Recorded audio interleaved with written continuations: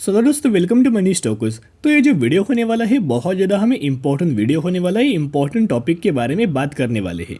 तो जो लोग पहले से दोस्तों फॉलो करते हैं इस चैनल को तो उनको पता होगा कि इस टॉपिक के रिगार्डिंग हम लोग बात कर रहे हैं। लेकिन जो नए व्यूवर जुड़ चुके हैं उनको अभी तक ये पता नहीं कि इस टॉपिक के रिगार्डिंग बात करने वाले हैं। तो स्पेशल दोस्तों ये जो नए व्यूवर्स हैं उनके लिए वीडियो बहुत ज़्यादा इंपॉर्टेंट होने वाला है। तो देखिएगा इस वीडियो के अंदर हम लोग डिस्कशन करने वाले हैं बोनस, डिविडेंड और स्प्लिट को लेके।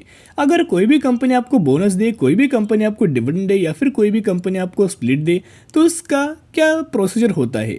101% कोई ना कोई दोस्तों प्रोसीजर होता है।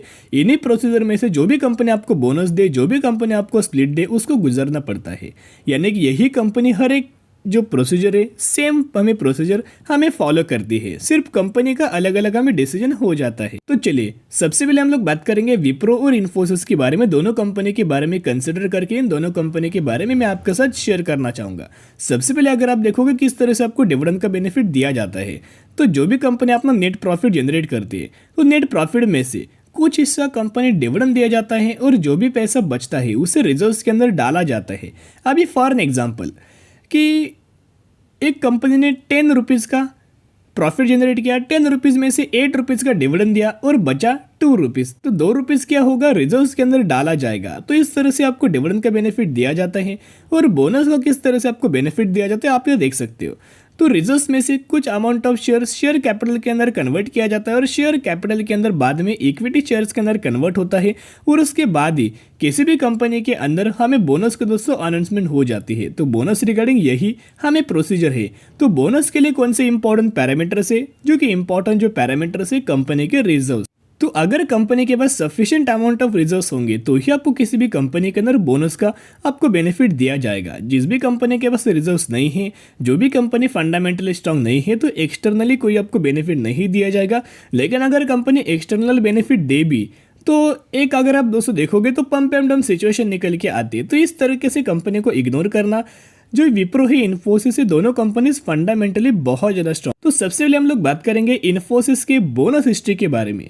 तो बेसिकली अगर आप देखोगे तो कंपनी का जो सबसे पहले कंपनी ने जो अपना बोनस दिया था शेयर होल्डर्स को 1994 के अंदर दिया गया था। और रिसेंटली अगर आप देखोगे 2018 में हमें पहला 1:1 रेशियो के अंदर रिसेंटली बोनस दिया, 2015 में भी 1:1 और 2014 में भी 1:1। यानी कि अगला जब भी कंपनी इन्फोसिस अपना बोनस दिया जाएगा अगला, यानी कि करंटली जो आपको बोनस दिया जाएगा वो 1:1 रेशियो के ही अंदर दोस्तों देखने को मिल सकता है। तो जिसके चलते अगर आप देखोगे इस रेशियो के अंदर हम लोग प्रिडिक्ट नहीं कर सकते, इस डेट्स के अंदर हम लोग प्रिडिक्ट नहीं कर सकते कि अगला कब हमें बोनस का दोस्तों बेनिफिट मिल सकता है। तो अभी हम आ चुके चार्ट पैटर्न्स के ऊपर। तो चार्ट पैटर्न्स के हिसाब से अगर आप देखोगे पिछला 20 से 30 सालों का अगर आप कंपनी का परफॉर्मेंस देखोगे कि कौन से प्राइस रेंज थी, यानी कि कौन से ऐसी प्राइस रेंज थी जहां कंपनी इस प्राइस के ऊपर आती थी, इस लेवल्स के ऊपर आती थी और फिर हमें मैनेजमेंट की तरफ से बोनस की अनाउंसमेंट हो जाती थी। तो इस तरह से डेटा दोस्तों में नजर आया है। तो देखिएगा ये जो है फुल एनालिसिस निकल के आई है। ये कोई दोस्तों 101% श्योर हमें डेटा नहीं है, ऊपर नीचे भी हो सकता है। तो बेसिकली जो इन्फोसिस का जो लेवल है कि इस लेवल्स पर जब भी इन्फोसिस आती है मैनेजमेंट की तरफ से हमें बोनस की घोषणा हो जाती है। तो देखिएगा तो लेवल्स क्या है, जब भी कंपनी 1350 से लेके 1450 रुपये के आसपास जाती थी कंपनी के मैनेजमेंट बोनस की दोस्तों घोषणा कर रही थी, यानी कि कंपनी के अंदर आपको बोनस का अनाउंसमेंट हो जाता था। यानी कि कंपनी को मैनेजमेंट को क्या चाहिए कि कंपनी का प्राइसिंग 1450 रुपये के ऊपर बिल्कुल भी ना जा पाए। तो ऐसे कंपनी के अंदर दोस्तों क्यों हमें बोनस के बेनिफिट मिलता है, सिर्फ और सिर्फ के शेयर होल्डर्स को दिया जाता है, क्या कंपनी को भी इसका बेनिफिट है। तो फॉर एन एग्जाम्पल के तौर पर एक मैं आपके साथ ग्रेट एग्जाम्पल शेयर करना चाहूँगा। तो दोस्तों देख सकते हो एक स्पेसिफिक कंपनी है, सही बात है, एक स्पेसिफिक कंपनी है जो 100 रुपीज़ के ऊपर ट्रेड कर रही है। इतना ह्यूज अमाउंट ऑफ कंपनी के अंदर रैली आई कि वो 100 रुपीज़ कंपनी 1000 रुपीज़ के लेवल्स हमें अचीव किया और इस प्राइस रेंज के अंदर हमें ट्रेड कर रही है। तो जो 100 रुपीज़ की कंपनीज के अंदर जो वॉल्यूम्स होंगे वो शानदार तरीके से वॉल्यूम जनरेट होंगे। लेकिन 1000 वाली कंपनी के अंदर वॉल्यूम्स के अंदर दोस्तों फॉल हमें नजर आएगा। तो वॉल्यूम्स के अंदर अगर फॉल आएगा तो कंपनी के लिक्विडिटी के अंदर प्रॉब्लम आएगी। तो ये कंपनी के लिए नेगेटिविटी खबर होती है। तो यही नेगेटिविटी को पॉजिटिविटी के अंदर कन्वर्ट करने के लिए कंपनी क्या करती है, बोनस की अनाउंसमेंट करती है। फिर स्टॉक प्राइस के अंदर हमें फॉल आता है। फॉर एग्जाम्पल 1:1 रेशियो के अंदर बोनस का बेनिफिट दिया और जो 1000 रुपीज़ की कंपनी है वो 500 रुपीज़ के ऊपर ट्रेड करेगी। तो एज कम्पेयर टू 1500 वाली कंपनी के अंदर वॉल्यूम्स के अंदर भी शानदार तरीके से जंप आएगी।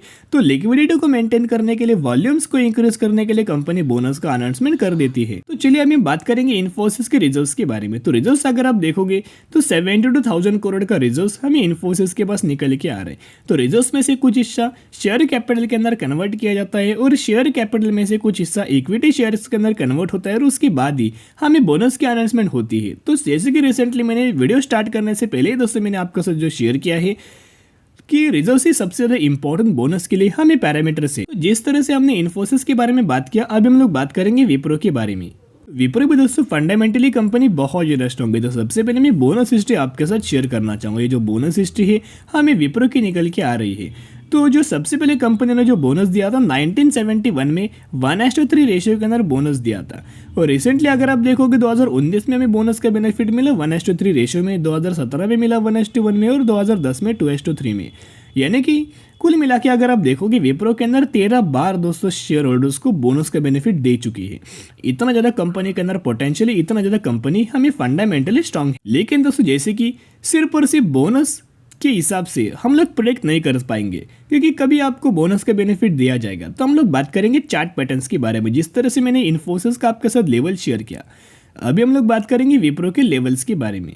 तो देखिएगा, जब भी कंपनी इस लेवल्स के ऊपर अचीव करती थी, कंपनी की मैनेजमेंट बोनस की आपको अनाउंसमेंट कर देती थी। ये क्यों एक्यूरेट नहीं है, लेकिन ऊपर नीचे दोस्तों हो सकता है।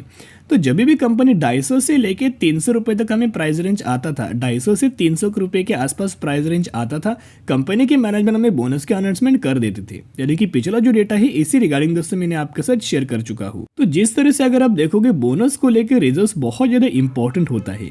तो विप्रो की भी रिजर्व्स के बारे में हम लोग बात करेंगे। तो रिजर्व्स अगर आप दोस्तों देखोगे 53,000 करोड़, 64,000 करोड़, 70,000 करोड़। तो जो विप्रो का जो रिजर्व है लगातार कंप्लीटली बढ़ते नजर आया है। विप्रो के पास 70,000 करोड़ का रिजर्व है और अगर आप दोस्तों इन्फोसिस के पास अगर आप देखोगे 72,000 करोड़ का हमें रिजर्व निकल के आ रहा है। कोई हमें ज़्यादा डिफ्लेक्शन नहीं है, सिमिलर तरीके से रिजर्व हमें दोनों कंपनी के पास निकल के आ रहा है। तो जो इंपॉर्टेंट पैरामीटर्स लगते हैं कि जो भी कंपनी के मैनेजमेंट पैरामीटर्स देख के निवेश यहाँ बोनस के अनाउंसमेंट करते हैं या फिर प्राइस रेंज देख के बोनस के अनाउंसमेंट करते हैं, वो सब बातें दोस्तों मैंने आपके साथ शेयर किया।